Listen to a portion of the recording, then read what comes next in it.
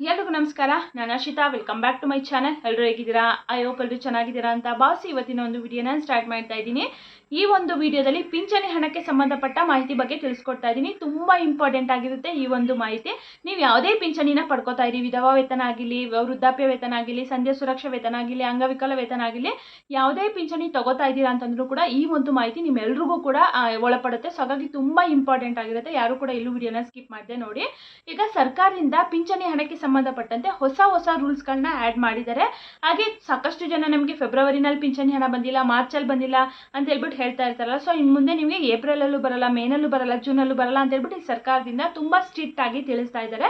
ಯಾಕಂತಂದ್ರೆ ಇಲ್ಲಿ ಜನಗಳು ಸರ್ಕಾರಕ್ಕೆ ಮೋಸ ಮಾಡ್ತಾ ಇದ್ದಾರೆ, ಮೋಸ ಮಾಡಿ ಪಿಂಚಣಿ ಹಣನ ತಗೋತಾ ಇದ್ದಾರೆ ಅಂತ ಹೇಳ್ಬಿಟ್ಟು ಸರ್ಕಾರ ಇವಾಗ ಎಲ್ಲಾ ವೆರಿಫಿಕೇಶನ್ಗಳನ್ನ ಮಾಡಿ ಇವಾಗ ಈ ಒಂದು ನಿರ್ಧಾರನ ತಗೊಂಡಿದೆ. ಏನೇನು ರೂಲ್ಸ್ಗಳು ಬಂದಿದೆ, ಯಾಕೆ ಬರ್ತಾ ಇಲ್ಲ ಅಂತ ಹೇಳ್ಬಿಟ್ಟು ಅದ್ರ ಬಗ್ಗೆ ಡೀಟೇಲ್ ಆಗಿ ಈ ವಿಡಿಯೋದಲ್ಲಿ ಮಾಹಿತಿನ ತಿಳಿಸ್ಕೊಡ್ತಾ ಇದ್ದೀನಿ. ಸೊ ತುಂಬ ಇಂಪಾರ್ಟೆಂಟ್ ಆಗಿರುತ್ತೆ. ಸೊ ಹಾಗಾಗಿ ಯಾರು ಕೂಡ ವಿಡಿಯೋನ ಸ್ಕಿಪ್ ಮಾಡದೆ ಕೊನೆವರೆಗೂ ನೋಡಿ. ಹಾಗೆ ನೀವೇನಾದರೂ ನನ್ನ ಚಾನಲ್ನ ಫಸ್ಟ್ ಟೈಮ್ ನೋಡ್ತಾ ಇದ್ದೀರಾ, ಹೊಸದಾಗಿ ಏನಾದರೂ ನನ್ನ ಚಾನಲ್ ನೋಡ್ತಾ ಇದ್ದೀರಾ ಅಂದರೆ ಪ್ಲೀಸ್ ಅರ್ಷಿತಾ ಯೂಟ್ಯೂಬ್ ಚಾನಲ್ನ ಎಲ್ಲರೂ ಕೂಡ ಸಬ್ಸ್ಕ್ರೈಬ್ ಮಾಡ್ಕೊಳ್ಳಿ. ಪ್ರತಿದಿನವೂ ಕೂಡ ಒಳ್ಳೆ ಇನ್ಫಾರ್ಮೇಷನ್ನ ನನ್ನ ವಿಡಿಯೋದಲ್ಲಿ ನಾನು ತಿಳಿಸ್ತಾ ಇರ್ತೀನಿ. ಹಾಗೆ ಯಾವುದೇ ರೀತಿ ಫೇಕ್ ಮಾಹಿತಿಗಳಾಗಲಿ ಏನು ಕೂಡ ನಾನು ತಿಳಿಸೋದಿಲ್ಲ, ಎಲ್ಲ ಮಾಹಿತಿಗಳು ಕೂಡ ನಿಖರವಾಗಿ ಇರುತ್ತೆ. ಸೊ ಹಾಗಾಗಿ ಎಲ್ಲರೂ ಕೂಡ ಸಬ್ಸ್ಕ್ರೈಬ್ ಮಾಡಿ ಸಪೋರ್ಟ್ ಮಾಡಿ. ಹಾಗೆ ಲಾಸ್ಟಲ್ಲಿ 28ನೇ ಕಂತಿನ ಹಣದ ಬಗ್ಗೆಯೂ ಕೂಡ ಅಪ್ಡೇಟನ್ನು ಮಾಡ್ತೀನಿ. ಎಷ್ಟು ಜನಕ್ಕೆ ಬಂದಿದೆ 28ನೇ ಕಂತಿನ ಹಣ, ಎಲ್ಲ ಜಿಲ್ಲೆಗಳಿಗೂ ಬಿಡುಗಡೆ ಆಗಿದೆಯಾ ಅಂತ ಏನು ಅಂತ ಹೇಳ್ಬಿಟ್ಟು. ಸೊ ಬನ್ನಿ ಇವತ್ತಿನ ವಿಡಿಯೋನ ಸ್ಟಾರ್ಟ್ ಮಾಡೋಣ. ಪಿಂಚಣಿ ಹಣಕ್ಕೆ ಸಂಬಂಧಪಟ್ಟಂತೆ ಈ ಒಂದು ಮಾಹಿತಿ ತುಂಬ ಇಂಪಾರ್ಟೆಂಟ್ ಆಗಿರುತ್ತೆ ಅಂತಲೇ ಹೇಳ್ಬೋದು. ಸಾಕಷ್ಟು ಜನ ನಮಗೆ ಜನವರಿಲಿ ಬಂದಿಲ್ಲ, ಫೆಬ್ರವರಿಲಿ ಬಂದಿಲ್ಲ, ಮಾರ್ಚಲ್ಲಿ ಬಂದಿಲ್ಲ ಅಂತ ಹೇಳ್ಬಿಟ್ಟು ತಿಳಿಸ್ತಾನೆ ಇದ್ದಾರೆ. ಸೊ ಯಾಕೆ ಬಂದಿಲ್ಲ? ಈ ತಿಂಗಳು ಕೂಡ ಪಿಂಚಣಿ ಬಿಡುಗಡೆ ಆಗಿದೆ, ಬಟ್ ಆದರೆ ಹೆಚ್ಚು ಜನರಿಗೆ ಬಂದಿಲ್ಲ. ಕೇವಲ ಒಂದು 25ರಿಂದ 30% ಅಷ್ಟು ಜನರಿಗೆ ಮಾತ್ರನೇ ಮಾರ್ಚ್ ತಿಂಗಳ ಪಿಂಚಣಿ ಹಣ ಜಮಾ ಆಗಿದೆ ಅಲ್ವಾ. ಸೊ ನೀವು ಯಾವುದೇ ರೀತಿ ಪಿಂಚಣಿನ ತಗೋತಾ ಇರಿ, ವೃದ್ಧಾಪ್ಯ ವೇತನ ಆಗಿರಲಿ, ಸಂಧ್ಯಾ ಸುರಕ್ಷಾ ಆಗಿರಲಿ, ಅಂಗವಿಕಲ ಆಗಿರಲಿ, ಸೊ ಯಾವುದೇ ತಗೋತಾ ಇದ್ದೀರಾ ಅಂತಂದ್ರೂ ಕೂಡ ಇದು ಎಲ್ರಿಗೂ ಕೂಡ ಒಳಪಡುತ್ತೆ. ಇಲ್ಲಿ ಜನಗಳು ಸರ್ಕಾರಕ್ಕೆ ಮೋಸ ಮಾಡಿ ಪಿಂಚಣಿನ ಹಣ ತಗೋತಾ ಇದ್ದಾರೆ ಅಂತ ಹೇಳ್ಬಿಟ್ಟು ಸರ್ಕಾರದಿಂದ ತಿಳಿಸ್ತಾ ಇದ್ದಾರೆ. ಅದು ಹೇಗೆ ಮೋಸ ಮಾಡೋಕ್ಕೆ ಸಾಧ್ಯ ಅಂತಂದರೆ, ಇವಾಗ ವೃದ್ಧಾಪ್ಯ ವೇತನ ಅಂದರೆ 60 ವರ್ಷ ಮೇಲ್ಪಟ್ಟವರಿಗೆ ಬರುವಂಥ ಹಣ ಅಲ್ವಾ. 60 ವರ್ಷ ಮೇಲ್ಪಟ್ಟಂಥವರಿಗೆ 800 ರೂಪಾಯಿನ ಕೊಡ್ತಾರೆ. 65 ವರ್ಷ ಮೇಲ್ಪಟ್ಟವರಿಗೆ 1200 ರೂಪಾಯಿನ ಕೊಡ್ತಾರೆ. ಅಂದರೆ ವಯಸ್ಸಾದ್ಮೇಲೆ ಅವ್ರ ಖರ್ಚಿಗೆ ಅಂತ ಹೇಳ್ಬಿಟ್ಟು ಸರ್ಕಾರ ಇಷ್ಟು ಹಣನ ಅಂತ ಕೊಡುತ್ತೆ. ಅದರಲ್ಲಿ ತುಂಬ ಜನ ಮೆಡಿಷನ್ಗೆ, ಹಾಸ್ಪಿಟಲ್ಗೆ, ಸೊ ಈ ರೀತಿ ಎಲ್ಲ ಒಳ್ಳೆ ಉಪಯೋಗಕ್ಕೆ ಮಾಡ್ಕೊತಾ ಇದ್ದಾರೆ. ಅದರಲ್ಲಿ ಏನೂ ತೊಂದರೆ ಇಲ್ಲ. ಬಟ್ ಇಲ್ಲಿ ಕೆಲವೊಂದಿಷ್ಟು ಜನ ಮೋಸ ಮಾಡ್ತಾ ಇದ್ದಾರೆ ಸರ್ಕಾರಕ್ಕೆ. ಅಂದರೆ 60 ವರ್ಷನೇ ಆಗಿರಲ್ಲ, ಬಟ್ ಆದರೂ ಕೂಡ ಪಿಂಚಣಿ ಹಣನ ತಗೋತಾ ಇರ್ತಾರೆ. ಫೇಕ್ ಡಾಕ್ಯುಮೆಂಟ್ಸ್ಗಳನ್ನ ಕ್ರಿಯೇಟ್ ಮಾಡಿಸಿ ಕೊಟ್ಟು ಪೆನ್ಷನ್ ಬರೋ ಥರ ಮಾಡ್ಕೊಂಡಿರ್ತಾರೆ. ಇವಾಗ ಅವರೇನು ಓಡಾಡಿ ಹೋಗಿ ಮಾಡಿಸುವಂಥ ಅವಶ್ಯಕತೆ ಇಲ್ಲ. ಇವಾಗ ನೀವು ತಾಲೂಕು ಆಫೀಸಿಗೆ ಹೋಗಿ, ಮುನ್ಸಿಪಲ್ ಆಫೀಸಿಗೆ ಹೋಗಿ, ತಾಲೂಕು ಪಂಚಾಯತಿಗಳಿಗೆ ಹೋಗಿ, ಇಲ್ಲಿ ಅದನ್ನು ಕೂಡ ಮೀಡಿಯೇಟರ್ ಥರ ಕೆಲಸ ಮಾಡೋರು ಇದ್ದೇ ಇರ್ತಾರೆ ಅಲ್ವಾ. ಸೊ ದಲ್ಲಾಳಿಗಳು ಅಂತ ಹೇಳ್ಬಿಟ್ಟು ಕರೀತಾರೆ. ಸೊ ಅಂಥವ್ರು ಏನು ಮಾಡ್ತಾರೆ, ಒಂದು 2000 ನೀವು ದುಡ್ಡು ಕೊಡಿ, ನಿಮ್ಗೆ 60 ವರ್ಷ ಆಗಿಲ್ಲ ಅಲ್ವಾ, ಇವಾಗ 55 ವರ್ಷ ನಿಮ್ಗೆ ಪಿಂಚಣಿ ಹಣ ಬರೋ ಥರ ಮಾಡ್ಕೊಡ್ತೀನಿ, ನಾನು ಡಾಕ್ಯುಮೆಂಟ್ಸ್ ಎಲ್ಲ ರೆಡಿ ಮಾಡಿಸ್ಕೊಂಡು ನಾನೇ ರೆಡಿ ಮಾಡಿಸ್ಕೊಂಡು ಮಾಡ್ಕೊಡ್ತೀನಿ, ನೀವು ಒಂದು 2000 ದುಡ್ಡು ಕೊಡಿ ಅಂತ ಕೇಳ್ತಾರೆ. ಸೊ ಇವಾಗ ದುಡ್ಡು ಅಂದರೆ ಯಾರಿಗೆ ಇಷ್ಟ ಇರಲ್ಲ ಹೇಳಿ, ಎಲ್ರಿಗೂ ಕೂಡ ಇಷ್ಟ ಇದ್ದೇ ಇರುತ್ತೆ ಅಲ್ವಾ. ಸರ್ಕಾರದ ದುಡ್ಡಲ್ವಾ ಬಿಡು, ಫ್ರೀಯಾಗಿ ಬರುತ್ತಲ್ಲ, 2000 ಒಂದ್ಸರಿ ಖರ್ಚು ಮಾಡೋಣ ಬಿಡು, ಇನ್ನು ನಾವು ಬದುಕಿರೋವ್ರಿಗೂ ದುಡ್ಡು ಬರ್ತಾನೆ ಇರುತ್ತಲ್ಲ ಅಂತ ಹೇಳ್ಬಿಟ್ಟು ಕೆಲವೊಬ್ಬರಿಗೆ ಆಸೆ ಆಗೇ ಆಗುತ್ತೆ. ಸೊ ಆ ರೀತಿ ಆಗಿರುತ್ತೆ ಅಷ್ಟೇ. ಈ ರೀತಿ ಮೀಡಿಯೇಟರ್ಗಳ ಕೈಲಿ ದುಡ್ಡು ಕೊಟ್ಟಿರ್ತಾರೆ. ಅವರು ಡಾಕ್ಯುಮೆಂಟ್ಸ್ನೆಲ್ಲ ಫೇಕಾಗಿ 60 ವರ್ಷ ಆಗಿಲ್ಲ ಅಂದ್ರೂ ಕೂಡ 60 ವರ್ಷ ಆಗಿದೆ ಅಂತ ಹೇಳ್ಬಿಟ್ಟು ರೆಡಿ ಮಾಡಿಸಿ ಅದನ್ನು ನಿಮಗೆ ಪಿಂಚಣಿ ಹಣ ಬರೋ ಥರ ಮಾಡಿಕೊಡ್ತಾರೆ. ಅದನ್ನು ಎಲ್ಲಿ ಕೊಡ್ತಾರೆ? ನಿಮ್ಮ ಹತ್ರದಲ್ಲಿ ವಿಲೇಜ್ ಅಕೌಂಟೆಂಟ್ ಇರ್ತಾರಲ್ವ, ಸೊ ಅಲ್ಲಿ ಕೊಡ್ತಾರೆ. VAಗಳಿಗೆ ಅಂದರೆ ಗ್ರಾಮ ಆಡಳಿತಾಧಿಕಾರಿ ಅಂತ ಏನಿರ್ತಾರಲ್ಲ, ಸೊ ಅಲ್ಲಿ ಕೊಡ್ತಾರೆ. ಅವ್ರು ಅದನ್ನು ಪಾಸ್ ಮಾಡಿ ನಿಮಗೆ ಪಿಂಚಣಿ ಬರೋ ಥರ ಮಾಡಿಕೊಡ್ತಾರೆ. ಸೊ ಇವರೇನೋ ಈ ರೀತಿಯಾಗಿ ಮಾಡಿಕೊಡ್ತಾರೆ, ಬಟ್ ಅಲ್ಲಿ VAಗಳು ಇರ್ತಾರಲ್ಲ, ಅವ್ರು ಅದನ್ನೆಲ್ಲ ಎನ್ಕ್ವೈರಿ ಮಾಡ್ಬೋದಲ್ವ. ಒಂದು ರೀತಿಯಲ್ಲಿ ಅವರು ಸರ್ಕಾರಕ್ಕೆ ಮೋಸ ಮಾಡ್ತಾ ಇದ್ದಾರೆ ಅಂತಲೇ ಅರ್ಥ ಆಗುತ್ತೆ. ಸೊ ಬಟ್ ಆ ರೀತಿ ಮಾಡಬಾರ್ದು, ತಪ್ಪು.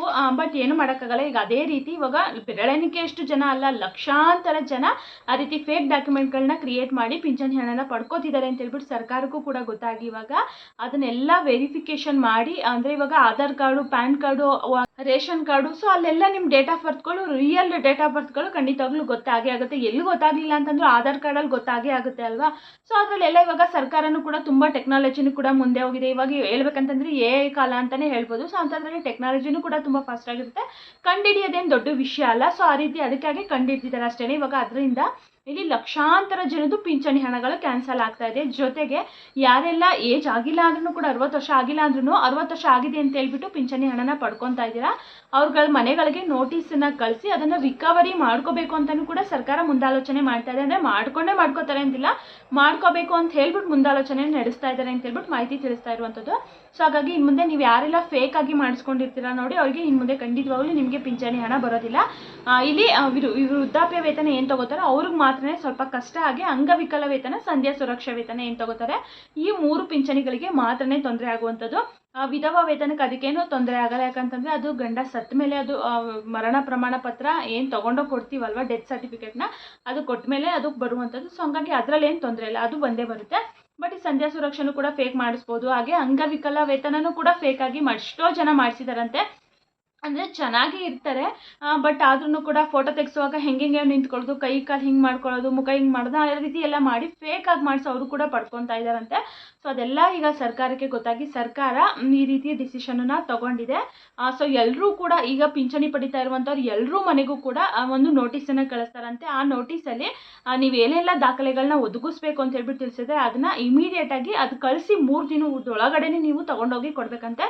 ನಿಮ್ಮ ಹತ್ತಿರದಲ್ಲಿ ಅಂದರೆ ವಿಲೇಜ್ ಅಕೌಂಟೆಂಟ್ ಆಫೀಸ್ ಇರುತ್ತಲ್ವ, ಸೊ ಅಲ್ಲಿ ಹೋಗಿ, ಅಂದರೆ ತಾಲೂಕ್ ಪಂಚಾಯತಿನಲ್ಲಿ ಇತ್ತಂದರೆ ಅಲ್ಲಿ, ಅಥವಾ ಮುನ್ಸಿಪಲ್ ಆಫೀಸಲ್ಲಿ ಇತ್ತಂದರೆ ಅಲ್ಲಿ, ಸೊ ಎಲ್ಲಿ ನಿಮ್ಗೆ ಹತ್ತಿರ ನಿಯರೆಸ್ಟ್ ಎಲ್ಲಿರುತ್ತೆ ಅಲ್ಲಿ ಹೋಗಿ ಅಂದರೆ ಗ್ರಾಮ ಆಡಳಿತ ಅಧಿಕಾರಿ ಇರ್ತಾರಲ್ಲ ಅಲ್ಲಿ ಹೋಗಿ ನೀವು ತಲುಪಿಸ್ಬೇಕಾಗುತ್ತೆ. ಈಗ ನಾನೀಗ ಹೇಳುವಂಥ ದಾಖಲೆಗಳನ್ನ ಕಡ್ಡಾಯವಾಗಿ 3 ದಿನದೊಳಗಡೆ ತಲುಪಿಸ್ಬೇಕಂತೆ. ನೀವು ಬಿಡು ಒಂದು ವಾರ ಬಿಟ್ಟು ಕೊಡೋಣ ಅಂತಂದರೆ ಅಷ್ಟರಲ್ಲಿ ನಿಮ್ಮದು ಕ್ಯಾನ್ಸಲ್ ಆಗಿಬಿಡುತ್ತೆ ಪಿಂಚಣಿ ಹಣ. ಸೊ ಎಲ್ಲರೂ ಕೂಡ ಕಡ್ಡಾಯವಾಗಿ ಕೊಡಬೇಕು. ಇದರಲ್ಲಿ ಎಷ್ಟೋ ಲಕ್ಷಾಂತರ ಜನರದ್ದು ಪಿಂಚಣಿ ಹಣ ಕ್ಯಾನ್ಸಲ್ ಆಗುತ್ತೆ. ಸರ್ಕಾರಕ್ಕೂ ಕೂಡ ಸ್ವಲ್ಪ ಹೊರೆ ಕಡಿಮೆ ಆಗುತ್ತೆ. ಸೊ ಹಾಗಾಗಿ ಸರ್ಕಾರ ಈ ರೀತಿಯಾಗಿ ಮಾಡ್ತಾ ಇದೆ. ಇದ್ರ ಬಗ್ಗೆ ನಿಮ್ಗೆ ಏನು ಅನ್ಸುತ್ತೆ ಅನ್ನೋದನ್ನ ಕಮೆಂಟ್ ಮೂಲಕ ತಿಳಿಸ್ಕೊಡಿ. ಇಲ್ಲಿ ಏನೆಲ್ಲ ದಾಖಲೆಗಳನ್ನ ತಿಳಿಸ್ಬೇಕು ಅಂತ ಒದಗಿಸ್ಬೇಕು ಅಂತ ಹೇಳ್ಬಿಟ್ಟು ತಿಳಿಸ್ತೀನಿ ನೋಡಿ. ಮೊದಲನೇದಾಗಿ ಎಲ್ಲರೂ ಕೂಡ ಕಡ್ಡಾಯವಾಗಿ TCನ ಕೊಡಬೇಕಂತ. ಅಂದರೆ TCನಲ್ಲಿ ನಿಮ್ಮದು ಡೇಟ್ ಆಫ್ ಬರ್ತು ಕರೆಕ್ಟಾಗಿ ಮೆನ್ಷನ್ ಆಗಿರುತ್ತೆ ಅಲ್ವಾ. ಸೊ ಹಂಗಾಗಿ TCನ ಕೊಡಬೇಕು ಅಂತ ಹೇಳ್ಬಿಟ್ಟು ತಿಳಿಸಿದ್ದಾರೆ. ಈಗ ಹೇಳ್ಬೋದು ನಾವು ಓದಿರೋದೇ 3ನೇ ಕ್ಲಾಸು 4ನೇ ಕ್ಲಾಸು, ನಾವೆಲ್ಲಿ ಒದಗಿಸೋಕೆ ಕೊಡೋಕ್ಕಾಗುತ್ತೆ ಅಂತ ಹೇಳ್ಬಿಟ್ಟು. ಸೊ ಆ ರೀತಿ ಹೇಳಿದ್ದಾರೆ. ಬಟ್ TC ಕೊಡಬೇಕು ಕಡ್ಡಾಯವಾಗಿ ಅಂತ ತಿಳಿಸಿದ್ದಾರೆ.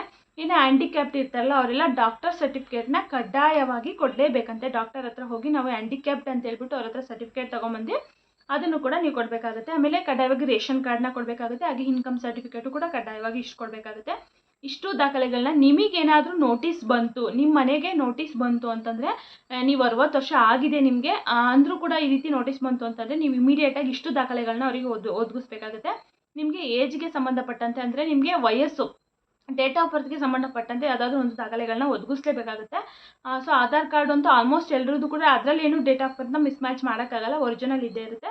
ಸೊ TCನ ಕೊಡಬೇಕಾಗುತ್ತೆ. ಅಥವಾ ಮಾಸ್ ಕಾರ್ಡು, TC ಏನಿರುತ್ತಲ್ವ, SSLC ಓದಿದ್ದಾರೆ ಅಂತಂದರೆ SSLC ಮಾಸ್ ಕಾರ್ಡಲ್ಲೂ ಕೂಡ ನಿಮ್ಮದು ಡೇಟ್ ಆಫ್ ಬರ್ತ್ ಮೆನ್ಷನ್ ಆಗಿರುತ್ತೆ. ಸೊ TC ಮಾಸ್ ಕಾರ್ಡ್ ಏನೇ ಕೊಟ್ಟರು ಕೂಡ ನಡೆಯುತ್ತೆ. ಇನ್ನು ಹ್ಯಾಂಡಿಕ್ಯಾಪ್ಟ್ ಇರುವಂಥದ್ದು ಡಾಕ್ಟರ್ ಸರ್ಟಿಫಿಕೇಟ್ನ ಇಷ್ಟನ್ನ ನೀವು ಅವರು ಲೆಟರನ್ನು ಕಳಿಸಿ 3 ದಿನದೊಳಗಡೆ ಕೊಟ್ಟರೆ ನಿಮಗೆ ಪಿಂಚಣಿ ಹಣ ಬರುತ್ತೆ ಇನ್ನು ಮುಂದೆ. ಇಲ್ಲ ಅಂತಂದರೆ ನಿಮ್ಗೆ ಯಾವ ತಿಂಗಳು ಕೂಡ ಪಿಂಚಣಿ ಹಣ ಬರೋದಿಲ್ಲ ಅಂತ ಹೇಳ್ಬಿಟ್ಟು ಸರ್ಕಾರದಿಂದ ತುಂಬ ಸ್ಟ್ರಿಕ್ಟ್ ಆಗಿ ಹೇಳಿದ್ದಾರೆ. ಹಾಗೆ ನಮಗಿನ್ನೂ 60 ವರ್ಷ ಆಗಿಲ್ಲ, ಆದರೂ ನಾವು ತಗೋತಾ ಇದ್ವಿ. ನಾವು ಆ ರೀತಿ ಏನಾದರೂ ಬಂದರೆ ನಮ್ಮ ಹತ್ರ ಆ ಥರ ಫೇಕ್ ಡಾಕ್ಯುಮೆಂಟ್ಗಳು ಇದ್ದಾವೆ, ನಾವು ಅದನ್ನು ಕೊಟ್ಟು ಮತ್ತೆ ಕೇಳ್ಬೋದಾ ಅಂತಂದರೆ ಆ ರೀತಿ ಮಾಡೋದಕ್ಕೋದ್ರೆ ಖಂಡಿತವಾಗ್ಲೂ ನೀವು ಸಿಗಾಕೋತೀರಾ. ಹೇಳ್ದಂಗೆ ಈಗ ಸರ್ಕಾರದಲ್ಲೂ ಕೂಡ ಟೆಕ್ನಾಲಜಿ ಎಲ್ಲ ಕೂಡ ತುಂಬ ಮುಂದೆ ಹೋಗಿದೆ. ಇವಾಗ ಹಿಂದಿನ ಥರ ಟೆಕ್ನಾಲಜಿ ಏನೂ ಇಲ್ಲ. ಸೊ ಹಾಗಾಗಿ ಎಲ್ಲಾದರೂ ಒಂದು ಕಡೆ ಕಂಡು ಹಿಡಿದ್ರು ಅಂತಂದರೆ ಮತ್ತೆ ನೀವು ಮೊದಲಿಂದ ಎಷ್ಟು ವರ್ಷದಿಂದ ತಗೊಂಡಿದ್ರೆ ಅದನ್ನೆಲ್ಲ ರಿಕವರಿ ಮಾಡ್ಕೋತಾರೆ. ಸೊ ಹಾಗಾಗಿ ನಿಮ್ಗೆ ಏಜ್ ಆಗಿಲ್ಲ ಅಂತಂದರೆ ಯಾರು ದಯವಿಟ್ಟು ಹೋಗ್ಬಿಡಿ, ಹಂಗೆ ಬಿಟ್ಬಿಡಿ ಅಷ್ಟೇ. ಅದು ಏನು ಮಾಡಲ್ಲ ಮುಂದೆ ಅನ್ಕೊತೀನಿ. ಸೊ ನೀವು ಹೋಗಿ ಮತ್ತೆ ಆ ರೀತಿ ಏನಾದರೂ ಪ್ರಯತ್ನ ಪಡೋಕೆ ಹೋದರೆ ಮೇ ಬಿ ನೀವು ಸಿಗಾಕೊಂಡ್ರೆ ಅದು ದಂಡ ಕಟ್ಟಬೇಕಾಗುತ್ತೆ. ಸೊ ಹಾಗಾಗಿ ಅಷ್ಟೇ ಇದನ್ನು ಈ ತಿಂಗಳಲ್ಲಿ ಮಾಡಲೇಬೇಕು ಅಂತ ಹೇಳ್ಬಿಟ್ಟು ತಿಳಿಸಿದ್ದಾರೆ. ಸೊ ಮೇ ಬಿ ಏಪ್ರಿಲಲ್ಲಿ ಎಲ್ರಿಗೂ ಕೂಡ ಲೆಟರ್ಗಳು ಬರ್ಬೋದು ಅನಿಸುತ್ತೆ, ಎಲ್ಲರ ಮನೆಗೂ ಕೂಡ. ಸೊ ಅಲ್ಲಿವರೆಗೂ ಕೂಡ ಪಿಂಚಣಿ ಹಣ ಮೇ ಬಿ ಬರೋದು ಡೌಟ್ ಅಂತಲೇ ಹೇಳ್ಬೋದು. 100% ಎಲ್ರಿಗೂ ಕೂಡ ಬರೋದು ಡೌಟ್ ಅಂತಲೇ ಹೇಳ್ಬೋದು. ಈ ವರ್ಷ ಇಯರ್ ಎಂಡ್ ಆಗಿರೋದ್ರಿಂದ ಸೊ ಅಲ್ಲಿ ವೆರಿಫಿಕೇಷನ್ ಎಲ್ಲ ಮಾಡಿ ನಡೆದು ಅಲ್ಲಿ ಇವಾಗ ಲೀಸ್ಟನ್ನು ಕೂಡ ಬಿಟ್ಟಿದ್ದಾರಂತೆ. ಯಾರೆಲ್ಲ ಫೇಕಾಗಿ ಪಿಂಚಣಿ ಹಣನ ಪಡ್ಕೊತಾ ಇದ್ದಾರೆ ಅಂತ ಅಂದ್ಬಿಟ್ಟು ಆ ಲೀಸ್ಟ್ ಏನಾದರೂ ಚೆಕ್ ಮಾಡೋಕ್ಕೆ ಸಾಧ್ಯ ಆಯಿತು ಅಂದರೆ ಚೆಕ್ ಮಾಡೋದು ಹೇಗೆ ಅಂತ ಹೇಳ್ಬಿಟ್ಟು ನಾನು ತಿಳಿಸ್ಕೊಡ್ತೀನಿ. ಸೊ ಇವಾಗ ಈ ರೀತಿ ಚೇಂಜಸ್ ಮಾಡಿರೋದ್ರಿಂದ ಪಿಂಚಣಿ ಹಣ ಲೇಟ್ ಆಗ್ತಾ ಇದೆ ಅಷ್ಟೇ. ಸೊ ಇದೆಲ್ಲ ಆಲ್ಮೋಸ್ಟ್ ಮುಗೀತು ಬೇಗ ಅಂತಂದರೆ ಆದಷ್ಟು ಬೇಗ ನಿಮಗೆ ಪಿಂಚಣಿ ಹಣನ ಕ್ಲಿಯರ್ ಮಾಡ್ತಾರೆ. ಅಲ್ಲಿವರೆಗೂ ಕೂಡ ನೀವು ವೆಯ್ಟ್ ಮಾಡಬೇಕಾಗುತ್ತೆ. ಇದರಿಂದ ಸರ್ಕಾರಕ್ಕೆ ಬರ್ಡನ್ ಕಡಿಮೆ ಆಗುತ್ತೆ, ಸರ್ಕಾರ ಹೊರೆನೂ ಕೂಡ ಕಡಿಮೆ ಆಗುತ್ತೆ. ಎಷ್ಟೋ ಲಕ್ಷಾಂತರ ಜನಕ್ಕೆ ಪಿಂಚಣಿನೂ ಕೂಡ ಕ್ಯಾನ್ಸಲ್ ಆಗುತ್ತೆ. ಸೊ ಇದ್ರ ಬಗ್ಗೆ ನಿಮ್ಗೆ ಏನು ಅನ್ಸುತ್ತೆ ಅನ್ನೋದನ್ನ ಕಮೆಂಟ್ ಮೂಲಕ ತಿಳಿಸ್ಕೊಡಿ. ಈ ರೀತಿ ಹೊಸದಾಗಿ ರೂಲ್ಸ್ನ ಅವಾಗ ತರ್ತಾ ಇರ್ತಾರೆ, ಚೇಂಜ್ ಮಾಡ್ತಾ ಇರ್ತಾರೆ. ನಿಮ್ಗೆ ಏನು ಅನ್ಸುತ್ತೆ ಅನ್ನೋದನ್ನ ಮತ್ತೇನಾದರೂ ನೆಕ್ಸ್ಟ್ ಅಪ್ಡೇಟ್ ಬಂದರೆ ಖಂಡಿತವಾಗ್ಲೂ ತಿಳಿಸ್ಕೊಡ್ತೀನಿ. ಇನ್ನು 28ನೇ ಕಂತಿನ ಹಣದ ಬಗ್ಗೆ ನೋಡೋದಾದರೆ 28ನೇ ಕಂತಿನ ಹಣ ಆಲ್ಮೋಸ್ಟ್ ಬಿಡುಗಡೆ ಆಗಿ ಒಂದು 5-6-7 ದಿನವೇ ಆಯಿತು. ತುಂಬ ಸ್ಪೀಡಾಗಿ ಬರ್ತಾ ಇದೆ. ಈಗ ಆಲ್ಮೋಸ್ಟ್ ಒಂದು 60%ಗಿಂತ ಹೆಚ್ಚು ಜನರಿಗಂತೂ ಬಂದಿದೆ. ಅಂದರೆ ಒಂದು 60% ಜನರಿಗಂತೂ ಆಲ್ಮೋಸ್ಟ್ ಬಿಡುಗಡೆ ಆಗಿದೆ. ಇನ್ನು ಹಾಸನ, ಮೈಸೂರು, ಬೆಂಗಳೂರು, ಮಂಡ್ಯ ಆಲ್ಮೋಸ್ಟ್ ಎಲ್ಲ ಜಿಲ್ಲೆಗಳಿಗೂ ಕೂಡ ಬಿಡುಗಡೆ ಆಗಿದೆ. ಇನ್ನೊಂದು 4-5 ಜಿಲ್ಲೆಗಳಿಗೆ ಇನ್ನೂ ಬಂದಿಲ್ಲ ಅನಿಸುತ್ತೆ. ಖಂಡಿತವಾಗ್ಲೂ ಬರುತ್ತೆ, ಅಲ್ಲಿಗೂ ಕೂಡ ವೆಯ್ಟ್ ಮಾಡಬೇಕಾಗುತ್ತೆ. ಬಟ್ ಈ ಕಂತು 2ನೇ ಹಂತದಲ್ಲೂ ಕೂಡ ಬಿಡುಗಡೆ ಆಗಿದೆ. 28ನೇ ಕಂತಿನ ಹಣ ಏನು ಬರ್ತಾ ಇದೆಯಲ್ಲ 2ನೇ ಹಂತದಲ್ಲೂ ಕೂಡ ಬಿಡುಗಡೆ ಆಗಿದೆ. ಸಾಕಷ್ಟು ಜನರಿಗೆ ಬಂದಿದೆ, ಹಾಗೆ ಸ್ಪೀಡಾಗೂ ಕೂಡ ಬರ್ತಾ ಇದೆ. ಸೊ ಇದೇ ಸ್ಪೀಡಲ್ಲಿ ಬಂತಂದರೆ ಇನ್ನೊಂದು 2-3 ದಿನದಷ್ಟರಲ್ಲಿ ಒಂದು 80-90% ಜನಗಳಿಗಂತೂ 100% ಬರುತ್ತೆ. ಸೊ ಲಾಸ್ಟಲ್ಲಿ ಗೊತ್ತೇ ಇದಲ್ಲ, 20% ಅಷ್ಟು ಬರಲ್ಲ, ಅಲ್ಲಿ ಸ್ಟಾಪ್ ಆಯಿತು ಅಂತ ಅಂದ್ಕೊಂಡ್ರೆ ನಿಮಗೆ ಮೇ ಬಿ 29 ರಿಲೀಸ್ ಆಗುತ್ತಲ್ಲ, 29 ರಿಲೀಸ್ ಆದಮೇಲಂತೂ ಬಂದೇ ಬರುತ್ತೆ. ಜೊತೆಗೆ ಇನ್ನೊಂದು ಏನಪ್ಪ ಅಂತಂದರೆ, ಎಷ್ಟೋ ಜನ ನಾವು ಹೊಸದಾಗಿ ಅಪ್ಲಿಕೇಶನ್ ಹಾಕಿದ್ವಿ, 5-6 ತಿಂಗಳಾಗಿತ್ತು, ನಮಗೆ ಇನ್ನೂ ಹಣನೇ ಬಂದಿರಲಿಲ್ಲ. ಈಗ ಬಂದಿದೆ 28ನೇ ಕಂತಿನ ಹಣ. ಒಂದು ಕಂತು ಮಾತ್ರನೇ ಬಂದಿದೆ, ಉಳಿದಂಥ ಕಂತು ಬರಲ್ವಾ? ಈಗ ಫಾರ್ ಎಕ್ಸಾಂಪಲ್ ನೀವು ನವಂಬರಲ್ಲಿ ಹಾಕಿರ್ತೀರಾ ಅಂತ ಅಂದ್ಕೊಳ್ಳಿ, ನವಂಬರಲ್ಲಿ ಎಷ್ಟನೇ ಕಂತು ಕೊಡಬೇಕಾಗಿರುತ್ತೆ? ಒಂದು 24-25ನೇ ಕಂತು ಕೊಡಬೇಕಾಗಿರುತ್ತೆ. ಸೊ ಇವಾಗ ಕೊಟ್ಟಿರುವಂಥದ್ದು 28ನೇ ಕಂತಿನ ಹಣ. ಅದಕ್ಕೆ 25ನೇ ಕಂತಿದ್ದಾಗ ಹಾಕಿದ್ದೀರಾ ಅಂತಂದರೆ ನಿಮಗೆ 26ನೇ ಕಂತಿಂದ ಬರಬೇಕಾಗುತ್ತೆ. 26, 27, 28 ಈಗ 3 ಕಂತು ಬರಬೇಕಾಗಿತ್ತು ನಮಗೆ. ಒಂದು ಕಂತು ಮಾತ್ರನೇ ಹಾಕಿದ್ದಾರಲ್ಲ, ಇನ್ನೂ 2 ಬ್ಯಾಲೆನ್ಸ್ ಕಂತನ್ನ ಹಾಕ್ತಾರ ಅಂತಂದರೆ ಖಂಡಿತವಾಗ್ಲೂ ಆ ರೀತಿ ಹಾಕೋದಿಲ್ವಂತೆ. ಯಾರೆಲ್ಲ ಹೊಸದಾಗಿ ಅಪ್ಲಿಕೇಶನ್ ಹಾಕಿದರೆ ಅವರಿಗೆ ಇದೇ ಫಸ್ಟ್ ಕಂತಾಗಿರುತ್ತೆ. ನೀವು ಯಾವಾಗಲೇ ಹಾಕಿರಿ, 3 ತಿಂಗಳ ಹಿಂದೆನೇ ಹಾಕಿರಿ, 6 ತಿಂಗಳ ಹಿಂದೆನೇ ಹಾಕಿರಿ, ಇವತ್ತು 1 ವರ್ಷದ ಹಿಂದೆನೇ ಹಾಕಿದ್ರು, ನಿಮ್ಗೆ ಇವಾಗ ಏನು ಬಂದಿದೆ ಫಸ್ಟ್ ಕಂತು, ಇದೇ ಫಸ್ಟ್ ಕಂತು, ಇದರಿಂದ ಮುಂದೆ ನಿಮಗೆ ಕಂಟಿನ್ಯೂ ಆಗ್ತಾ ಹೋಗುತ್ತೆ ಅಂತ ಹೇಳ್ಬಿಟ್ಟು ತಿಳಿಸಿದ್ದಾರೆ. ನಿಮಗೆ ಬ್ಯಾಲೆನ್ಸ್ ಇರೋ ಕಂತುಗಳೇನು ಬರೋದಿಲ್ಲ, ಇದೇ ಹೊಸ ಕಂತು, ಇದರಿಂದನೇ ನಿಮ್ಗೆ ಇನ್ನು ಸ್ಟಾರ್ಟ್ ಆಗುವಂಥದ್ದು 28ರಿಂದ 29, 30 ಈ ರೀತಿ ಬರುತ್ತೆ. ಹಾಗೆ ಹೊಸದಾಗಿ ಅಪ್ಲಿಕೇಶನ್ ಆಗಬೇಕು ಅನ್ನೋರು ಎನಿ ಟೈಮ್ ಯಾವಾಗ ಬೇಕಿದ್ರು ಕೂಡ ಹಾಕೋಬೋದು. ಅದು ಯಾವಾಗೂ ಕೂಡ ಅಪ್ಲಿಕೇಶನ್ಗಳು ಓಪನ್ ಇರುತ್ತೆ, ಏನೋ ಅದಕ್ಕೆ ಡೇಟು ಟೈಮಿಂಗ್ ಆ ಥರ ಏನೂ ಇರಲ್ಲ, ಲಿಮಿಟ್ಸ್ ಏನಿರಲ್ಲ, ಯಾವಾಗ ಬೇಕಿದ್ರು ಕೂಡ ಅಪ್ಲಿಕೇಶನ್ನ ಹಾಕೋಬೋದು. ಸೊ ಇದಾಗಿತ್ತು ಇವತ್ತಿನ ಮಾಹಿತಿ. ಯಾರೆಲ್ಲ ವಿಡಿಯೋನ ನೋಡಿದ್ದೀರಾ ಎಲ್ಲರೂ ನನ್ನ ಚಾನಲ್ನ ಸಬ್ಸ್ಕ್ರೈಬ್ ಮಾಡ್ಕೊಂಡಿಲ್ಲ ಅಂದರೆ ಸಬ್ಸ್ಕ್ರೈಬ್ ಮಾಡ್ಕೊಳ್ಳಿ. ಹಾಗೆ ಈ ಮಾಹಿತಿ ಇಷ್ಟ ಆದರೆ ವಿಡಿಯೋಗೊಂದು ಕಮೆಂಟ್ ಮಾಡಿ, ಹಾಗೆ ವಿಡಿಯೋಗೊಂದು ಲೈಕ್ ಮಾಡೋದನ್ನು ಮಾತ್ರ ಮರಿಬೇಡಿ. ಮತ್ತೆ ಮುಂದಿನ ವಿಡಿಯೋದಲ್ಲಿ ಮತ್ತಷ್ಟು ವಿಷಯದೊಂದಿಗೆ ಸಿಗೋಣ. Thank you.